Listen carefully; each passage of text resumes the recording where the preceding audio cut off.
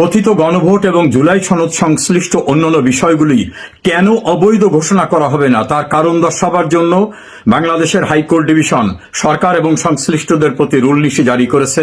আপনারা সকলে এই নিউজটা দেখেছেন হয়তো। এই বিষয় নিয়ে আজ কথা বলতে আমি আপনাদের সামনে।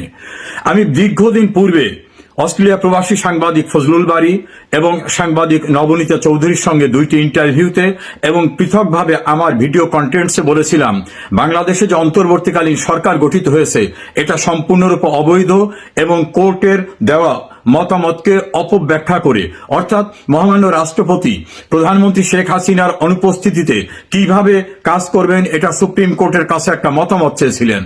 সুপ্রিম কোর্টের সেই মতামতটা যদিও বিতর্কিত, তারপর যুক্তির খাতিরে যদি আমরা ধরে নিই সেরকম একটা মতামত দিয়েছিলেন। সেই মতামতের শেষ অংশে লেখা ছিল, জরুরি নির্বাহী কার্য সম্পাদন করার জন্য রাষ্ট্রপতি প্রধান উপদেষ্টা এবং অন্যান্য উপদেষ্টা নিয়োগ দিতে পারেন।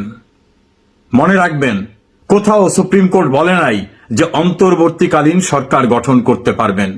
এখন ওই উপদেষ্টা প্রধান উপদেষ্টারা রাষ্ট্রপতির অধীনে তো কাজ করতে পারে, কারণ রাষ্ট্রপতি তো রাষ্ট্রের প্রধান, সবকিছুর ঊর্ধ্বে তিনি। এখন সুপ্রিম কোর্টের এই মতামতকে অপব্যাখ্যা করে তারা ক্লেইম করছে, তারা দাবি করছে আমরা অন্তর্বর্তীকালীন সরকার। আসলে সুপ্রিম কোর্ট অন্তর্বর্তীকালীন সরকার গঠন করতে পারবে এমন কোনো কথা বলেনি।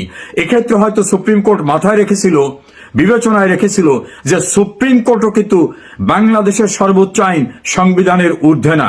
সাংবিধানিক কোনো বিষয় নিয়ে যদি অস্পষ্টতা থাকে তারা ব্যাখ্যা দিতে পারেন, কিন্তু যেটা সংবিধানে নাই সেইটা বলার ক্ষমতা সুপ্রিম কোর্টেরও নাই। কাজে সুপ্রিম কোর্ট সেই মতামতের বিগিনিংয়েই বলছেন তত্ত্বাবধায়ক বা অন্য কোনো সরকার গঠন করার বিষয় সংবিধানে নাই, অর্থাৎ একেবারে শুরুতেই তারা এটা স্মরণ করিয়ে দিয়েছেন।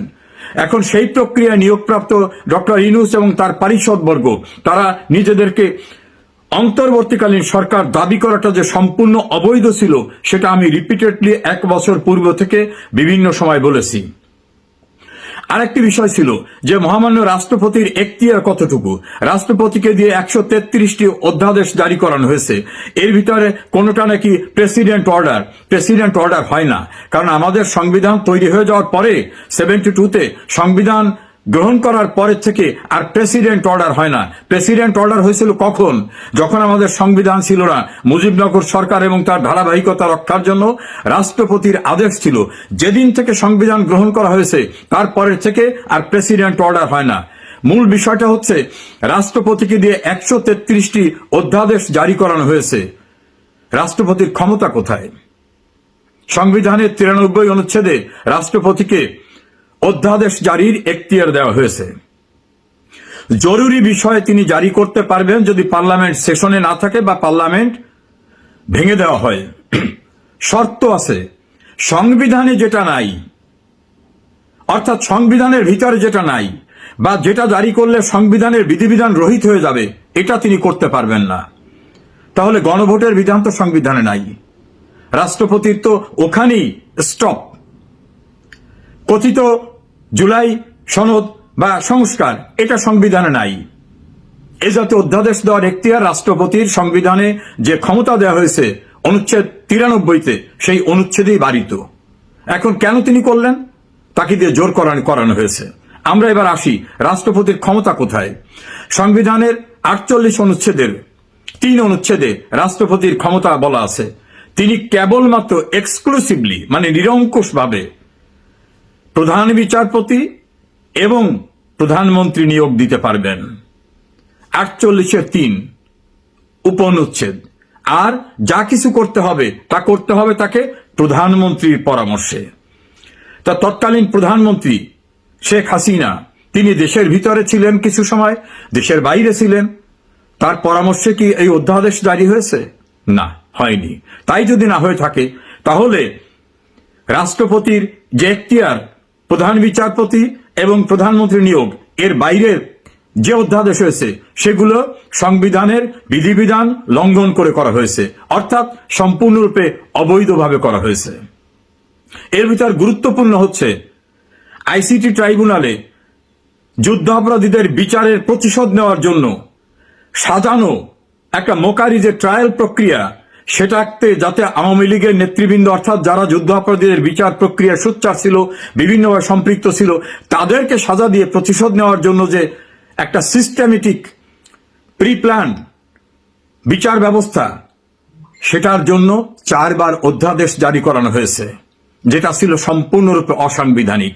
ফলে আইনের ভাষা আছে ভয়েড ইন এবিসিও, অর্থাৎ যে বিষয়গুলি শুরুতেই অবৈধ তার ধারাবাহিকতায় সবগুলো অবৈধ হয়ে যায়। ফলে যে অধ্যাদেশ জারি করে প্রাইম মিনিস্টার শেখ হাসিনা সহ অন্যদেরকে সাজা দেওয়ানো হয়েছে, তার বিগিনিং ছিল অবৈধ, তার ধারাবাহিকতায় যা কিছু হয়েছে সেগুলো অবৈধ। তৃতীয় হচ্ছে 2024 সালের অগস্টে আন্দোলনের নামে সহিংসতা, বর্বরতা, নারকীয়তা, অগ্নিসংযোগ, মানুষ হত্যা, পুলিশ হত্যা, এই সমস্ত অপরাধীদের রক্ষা করার জন্য যে ইন্ডেমনিটি দেওয়ার প্রক্রিয়াটা তৈরি করা হয়েছে, সেটাও রাষ্ট্রপতির অর্ডিন্যান্সের মাধ্যমে তৈরি করা হয়েছে। এটা করার সুযোগ নাই। 1975-এর 15 আগস্ট বঙ্গবন্ধুকে হত্যা করার পরে অবৈধ ক্ষমতা দখলদাররা যা কিছু করেছিল সবকিছুকে বৈধতা দেওয়ার জন্য 1979 সালের পার্লামেন্টের 9 এপ্রিল আইন পাশ করেছিল, যেটাকে বলা হয় সংবিধানের 5ম সংশোধনী। একইভাবে জেনারেল এরশাদ ক্ষমতা দখল করার পরে তিনি ইউজার বার ছিলেন, অবৈধ ক্ষমতা দখলদার, তিনিও 7ম সংশোধনী করে চেষ্টা করেছিলেন বৈধতা দিতে। এই 2টি সংশোধনী সুপ্রিম কোর্ট অবৈধ ঘোষণা করেছে এবং অবৈধ ক্ষমতা দখলদারদের কৃতকর্মকারীদেরকে বলা হয়েছে রাষ্ট্রদ্রোহী, তস্কর, নানাভাবে অভিহিত করা হয়েছে। আর একটা খুনিদের রক্ষা করার জন্য একটা আইন হয়েছিল, অপারেশন ক্লিন হার্টের সঙ্গে জড়িত যারা, তাদের রক্ষা করার জন্য একটা ইন্ডেমনিটি করা হয়েছিল। সেই দায় মুক্তিও সুপ্রিম কোর্টে চ্যালেঞ্জ হয়েছিল, সুপ্রিম কোর্ট সেটাকে অবৈধ ঘোষণা করেছেন। ফলে এই যে অবৈধ প্রক্রিয়ায় ক্ষমতা দখল, সাংবিধানিক সরকারকে উচ্ছেদ করা, ক্ষমতা দখলের জন্য নানা রকম রাষ্ট্রদ্রোহী সহ খুন খারাপি, অগ্নিসংযোগ, সন্ত্রাস, নৈরাজ্য, নাশকতার কাজ করা, এই সকল বিষয়কে বৈধতা দেওয়ার জন্য যতই চেষ্টা করা হোক না কেন, কোনোভাবে এটা করা সম্ভব হবে না। কেউ কেউ বলছেন তাহলে 133টি অর্ডিন্যান্স রাষ্ট্রপতি জারি করছেন, এর পরিণাম কি হবে? একটা জিনিস হতে পারে, সেটা হচ্ছে যেগুলি ঘটে গেছে সেটাকে পাস্ট অ্যান্ড ক্লোজ চ্যাপ্টার, অর্থাৎ যা ঘটে গেছে সেটাকে কন্ডোন করা যেতে পারে, ক্ষমা করা যেতে পারে, মাফ করা যেতে পারে, গ্রহণ করা যেতে পারে। কিন্তু যেগুলো চলমান রয়েছে সেগুলোকে কোনোভাবে সংবিধানের বাইরে গিয়ে পার্লামেন্টে আসন্ন অধিবেশনে গ্রহণ করার সুযোগ নাই। আমি মনে করতে চাই মাননীয় প্রধানমন্ত্রী তিনি বলেছেন রুলস অফ ল এস্টাবলিশ করবেন, আইন অনুযায়ী সবকিছু হবে। আইনমন্ত্রী জনাব আসাদুজ্জামান বলেছেন সবকিছুই হবে আইন অনুযায়ী। সরকারের আরেকজন প্রভাবশালী মন্ত্রী ল ব্যাকগ্রাউন্ডের জনাব সালাউদ্দিন বলছেন সবকিছু আইন অনুযায়ী হবে। আমরা আশা করব আসন্ন সংসদ অধিবেশনে অবৈধ প্রক্রিয়ায় জারিকৃত অবৈধ অধ্যাদেশগুলিকে কোনোভাবেই বিবেচনা গ্রহণ করার সুযোগ থাকবে না এবং করবেন না। যদি করেন তার পরিণতি কিন্তু 5ম সংশোধনী, 7ম সংশোধনী এবং অপারেশন ক্লিন হার্টের খুনের দায় থেকে অব্যাহতি দেওয়ার জন্য যে বিধিবিধান, এই 3টির পরিণতি যা হয়েছিল টুডে অর টুমরো একই জিনিস হবে। আমার যে কন্টেন্টসগুলো বিভিন্ন সময় বলেছি তার প্রতিফলন আজ দেখলাম। সুপ্রিম কোর্টের জ্যেষ্ঠ আইনজীবী সৈয়দ মামুন মাহবুব রিট আবেদনকারীদের পক্ষে প্রেস ব্রিফিং করে একই কথাগুলো বলেছেন যে আমাদের রিটে এই বিষয়গুলো উত্থাপন করেছি এবং আদালত সেগুলো বিবেচনায় গ্রহণ করে দেখেছে যেখানে সাংবিধানিক গুরুত্বপূর্ণ আইনের বিষয় সম্পৃক্ত আছে। সে কারণে সরকার এবং অন্যান্যদেরকে এই বিষয়ে কারণ দর্শাবার জন্য নির্দেশ দিয়েছেন। কোর্টের পরিভাষায় বলা হয় রুল নিশি জারি করেছেন। কোনদিন আইন অঙ্গনের সঙ্গে জড়িত না আসিফ নজরুল, তিনি আইন উপদেষ্টা হিসেবে অবৈধভাবে ক্ষমতা দখলদারদের সঙ্গী হয়ে এই সকল অপকর্ম করেছেন। যদিও একসময় তিনি গণ আদালতে যুদ্ধ অপরাধীদের বিচার প্রক্রিয়ার সঙ্গে সম্পৃক্ত ছিলেন, আর বর্তমানে তার স্ট্যান্ডটা হচ্ছে সম্পূর্ণ সেই যুদ্ধ অপরাধী পক্ষের পক্ষে। তিনি অনেক অন্যায় করেছেন। বাংলাদেশের আইনের শাসন, বাংলাদেশের রুলস অফ ল এবং কনস্টিটিউশনাল কন্টিনিউশনকে ধ্বংস করার জন্য যে কুশীলবরা, ইউনূসের পরে দ্বিতীয় ব্যক্তি তিনি এই আসিফ নজরুল, যদিও তার মূল নামটা মোহাম্মদ নজরুল ইসলাম। আমরা আশা করব এই অবৈধ প্রক্রিয়ায় যা কিছু হয়েছে কোনোভাবে এটাকে যেন অ্যাপ্রুভ করা না হয়। সুপ্রিম কোর্টও কিন্তু আইনের ঊর্ধ্বে না, কাজে সুপ্রিম কোর্ট নিজেও আইনের বাইরে গিয়ে কোনো সিদ্ধান্ত দিতে পারেন না। আমি একজন আইনজীবী হিসাবে, আইনের ছাত্র হিসাবে আমার প্রায় 40 বছরের অভিজ্ঞতার আলোকে বলছি, কোন মাপেই কথিত জুলাই সংস্কার, কথিত জুলাই সনদ, কথিত গণভোট এটাকে বৈধতা দেওয়ার কোনো সুযোগ নাই। Beyond constitution. অবৈধ ক্ষমতা দখলদার ইউনূসও এবং তার পারিষদবর্গ যে শপথ নিয়েছিলেন, সেখানে তারা বলেছিলেন, এই মর্মে শপথ নিচ্ছি যে আমরা এই সংবিধানকে প্রোটেক্ট, প্রিজার্ভ এবং ডিফেন্ড করব।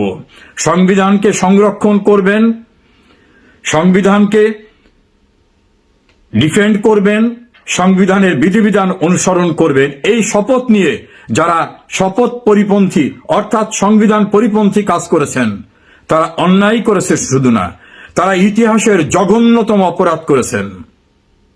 ডক্টর ইউনূস এবং তার পারিষদবর্গ যে দুর্নীতি, সংবিধান ভঙ্গ, রাষ্ট্রদ্রোহিতা, অনাচার, ক্ষমতার অপব্যবহার, প্রশাসনকে ব্যবহার করা, বিচার বিভাগকে ব্যবহার করার মধ্য থেকে যে নৈরাজ্য সৃষ্টি করেছেন, আমার মনে হয় না পৃথিবীর ইতিহাসে এমন ক্ষমতালিপ্সু, দুর্নীতিবাজ, অবৈধ ক্ষমতার এক্সারসাইজ করা কোনো ঘটনা অন্য কেউ ঘটিয়েছে। টুডে অর টুমরো আইনের আওতায় বিচারের মুখোমুখি তাদের হতে হবে। সবচেয়ে আরেকটি জঘন্য কাজ করেছে, গ্রাম অঞ্চলে মানুষ বলে যে আমাকে তোরা মোড়ল বলবি, আমাকে তোরা বলবি আমি এই গ্রামের সম্মানিত ব্যক্তি, আমি মাতুব্বর। ইউনূস ক্ষমতা ছাড়ার পূর্বে 10 ফেব্রুয়ারি একটা গেজেট নোটিফিকেশন করে বলছেন যে আমি নিজে একজন ভিভিআইপি, অত্যন্ত অত্যন্ত গুরুত্বপূর্ণ ব্যক্তি, অতএব আমাকে 1 বছর পর্যন্ত এই গুরুত্বপূর্ণ ব্যক্তি হিসাবে নিরাপত্তা দিতে হবে। আমি শুনি নেই কোন আহাম্বক নিজেকে নিজে অত্যন্ত গুরুত্বপূর্ণ ব্যক্তি বলে, আর বিধিবিধান উপেক্ষা করে তিনি 1 বছরের নিরাপত্তার জন্য গেজেট করেছেন। সেখানে প্রচলিত রেওয়াজ এবং নিয়ম ছিল 3 মাস, এর বাইরে না। তাও নির্বাচিত এবং অন্যান্যদের ক্ষেত্রে। উনি তো অনির্বাচিত, অবৈধ। উনি জুডিশিয়ারিকে যেভাবে ব্যবহার করেছেন, যেভাবে রাষ্ট্রের সম্পদ লুণ্ঠন করেছেন উনি এবং ওনার পারিষদ, দুদক কিনেকে এখন হিমশিম খাচ্ছে তাদের অভিযোগ রিসিভ করতে। এত বেশি অভিযোগ জমা হচ্ছে। কালের কণ্ঠে নিউজে দেখলাম যে তারা বলছেন এটা রেকর্ড, নজিরবিহীন এত অভিযোগ দুর্নীতির তাদের বিরুদ্ধে। আমরা আশা করি, প্রধানমন্ত্রী বলেছেন সবকিছুই আইন অনুযায়ী হবে, সবকিছুই যেন আইন অনুযায়ী হয়। আইনের বাইরে কিছু করলে, আমি যে 3টি উদাহরণ দিলাম, পরিণতি তাই হবে। আশা করি আপনারা অন্তত নতুন প্রত্যাশার হতাশা সৃষ্টি না করে বাস্তবায়নের দিকে যাবেন। আমরা আমাদের অধিকাংশ কন্টেন্টে আপনাদেরকে বলার চেষ্টা করেছিলাম যে জুলাই সনদ নিয়ে অনেক ধরনের কেরিকাচাল হবে, অনেক খেলা বাকি আছে। জুলাই সনদ নিয়ে আলাদা একটা খেলা হবে, যেভাবে অন্তর্বর্তীকালীন সরকার নিয়ে আলাদা খেলা হয়েছে, বা আওয়ামী লীগ নিয়ে যেভাবে অন্তর্বর্তীকালীন সরকার খেলেছে, ঠিক সেই কায়দায় একটা খেলা জুলাই সনদ নিয়ে হবে। আর এই খেলাটার নেতৃত্ব দিবে হচ্ছে গিয়ে বিএনপি আর আইন শৃঙ্খলা রক্ষাকারী বাহিনীর সদস্যরা, আর হচ্ছে আদালত, এটা হচ্ছে রেফারির দায়িত্বে থাকবে, নিয়ন্ত্রণের দায়িত্বে থাকবে। খেলা এখন সেদিকেই গড়াচ্ছে। আমরা বারবার আপনাদেরকে একটু টাচ দেওয়ার চেষ্টা করেছিলাম। দেখেন যে এই জুলাই সনদ ফনদ বিএনপি ক্ষমতায় আসলে থাকবে না। আপনারা যতই টিকে রাখার চেষ্টা করেন না কেন, জুলাই সনদে সাক্ষ্য গ্রহণ করার বাস্তবায়ন কথা একদম আলাদা ব্যাপার, যেটা বিএনপি কোনোভাবেই বাস্তবায়ন করতে চাচ্ছে না। তারা নির্বাচনে আসার জন্য বা অন্তর্বর্তীকালীন সরকারের কাছ থেকে নির্বাচনটাকে আদায় করে নেওয়ার জন্যই শুধুমাত্র এই জুলাই সনদে তারা সাক্ষ্য গ্রহণ করেছে। আর তারা জানে যে এই জুলাই সনদ যদি তারা সাক্ষ্য গ্রহণ না করে, তাহলে আগামীতে এই জুলাই সনদ সামনে এগোবে না। আর এই জুলাই সনদ যদি সামনে এগিয়ে না যায়, তাহলে আর নির্বাচন হবে না। অন্তত নির্বাচনটাকে পাওয়ার জন্য হলেও তারা সময়ের সাথে গা ভাসিয়ে দেওয়ার চেষ্টা করেছে, এবং গা ভাসানো হিসেবেই তারা জুলাই সনদে সাক্ষ্য গ্রহণ করেছে। আজকে সেই জুলাই সনদ নিয়ে আদালত পর্যন্ত দৌড়াতে হচ্ছে। অন্তর্বর্তীকালীন সরকার নাই, যাদের ক্ষমতায় আসার কথা ছিল, যারা জুলাই সনদটাকে সবচেয়ে বেশি প্রাধান্য দিয়েছেন, তারা নাই। আজকে জুলাই যোদ্ধা যারা, তারা দুর্নীতিতে নাক পর্যন্ত ডুবে রয়েছে। তো এই জুলাই যোদ্ধা বা জুলাই সনদ, এই সনদকে বাস্তবায়ন করবে। আর এই জুলাই সনদ নিয়ে এখন কারা আইনি লড়াই সম্পূর্ণ করবে? কেন ঝুলছে জুলাই সনদ ওই আইনি আদালতের দরগোড়ায়? এই দরগোড়ায় নিয়েই আমরা আপনাদের সম্মুখে আলোচনা করতে চাচ্ছি। সম্পূর্ণ আলোচনাটা একটু দেখার চেষ্টা করবেন। আমরা জুলাই সনদ বাস্তবায়িত হোক। জুলাই সনদে কাদের আকাঙ্ক্ষাকে বেশি প্রাধান্য দেওয়া হয়েছে, কাদেরকে হিরো সাজানোর কথা রয়েছে আর কাদেরকে মূলত ভিলেন করা হয়েছে সেটাই আপনারা দেখেছেন। আমরা গণতান্ত্রিক একটি সহ অবস্থানের রাষ্ট্র চেয়েছি, কিন্তু জুলাই সনদটা দিন শেষে মনে হচ্ছে যে এটা একটি অগণতান্ত্রিক ধারায় বাংলাদেশটাকে নিয়ে যেতে পারে। একটা বৈষম্য সৃষ্টির নামান্তর হিসেবে আমরা জুলাই সনদটাকে দেখছি, কারণ বিগত সময় যে নিয়ম কানুন ছিল সেই নিয়ম কানুনগুলোই আবার এই জুলাই সনদে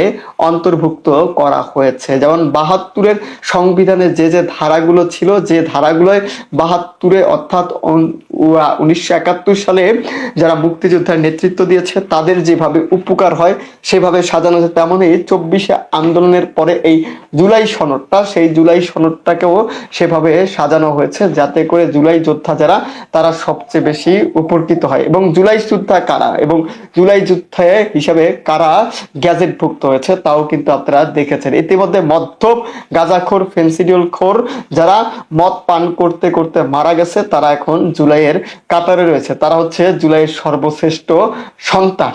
এই হচ্ছে বাংলাদেশের জুলাই।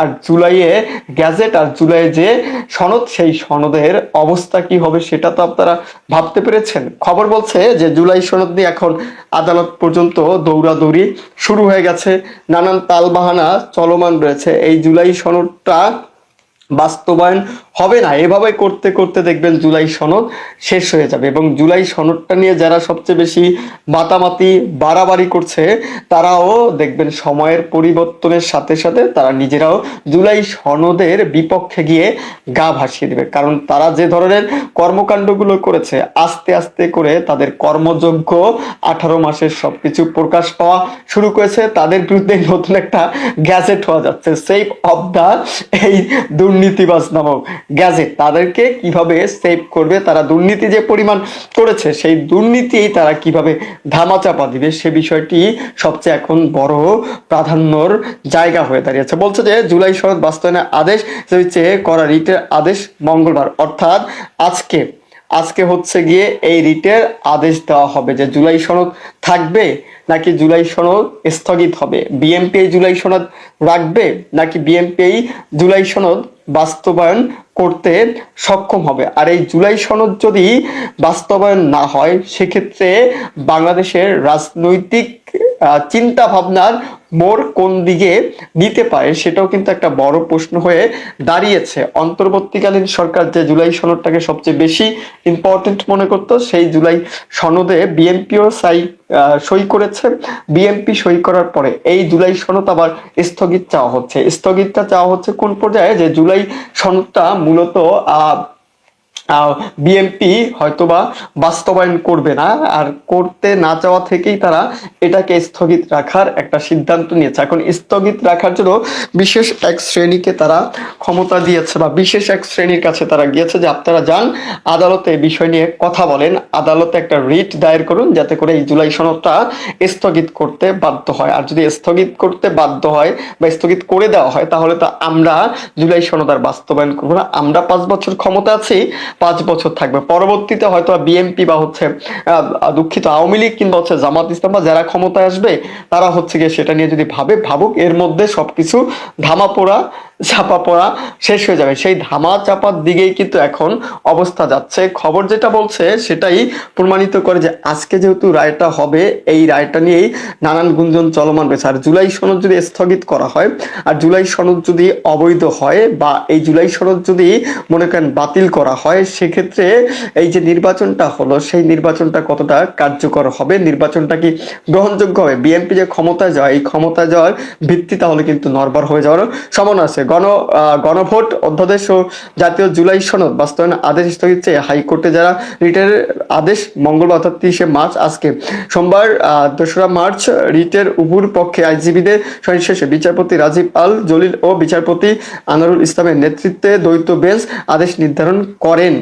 বিরুদ্ধে আইন আদালত বলেন যে প্রক্রিয়াধীন জুলাই সনদ বাস্তবায়ন আদেশ প্রণয়ন করেছে তা সঠিক নয়। এর সংবিধান সংস্কার পরিষদের শপথ প্রক্রিয়ায় সাংবিধানিক ভিত্তি নিয়ে উঠে প্রশ্ন। আর রিটের মধ্যে আইনজীবী বলছেন এই সনদ বাস্তবায়ন আদেশ যদি অবৈধ হয় তবে বিগত অন্তর্বর্তীকালীন সরকার যা করেছে সব কিছুই অবৈধ। এ নিয়ে এখন যারা প্রশ্ন তুলেছে সেটি আত্মঘাতী। দেখেন জুলাই সনদটা যদি অবৈধ হয় তাহলে সবকিছুই কিন্তু অবৈধ। অন্তর্বর্তীকালীন সরকার সাংবিধানিক বাহিরে গিয়ে কিন্তু তিনি রায় দিতে পারেন না, সংবিধান মেনেই নাকি আবার শপথ কার্যক্রম সম্পূর্ণ যায়। সব মিলে যে লেজে গোবরে একটা অবস্থান বাংলাদেশে বিরাজ করছে, তাতে করে মনে হয় না যে জুলাই সনদটা বাদ করে বিএনপি স্বস্তিতে থাকবে। আর জুলাই সনদ যদি বাস্তবায়ন করে তাহলেও এই সরকারটা স্বস্তিতে থাকবে। অন্তর্বর্তীকালীন সরকার এমন একটা প্যাচ লাগাই গেছে যেই প্যাচটা আগামী 100 বছরও হয়তোবা শেষ হবে না।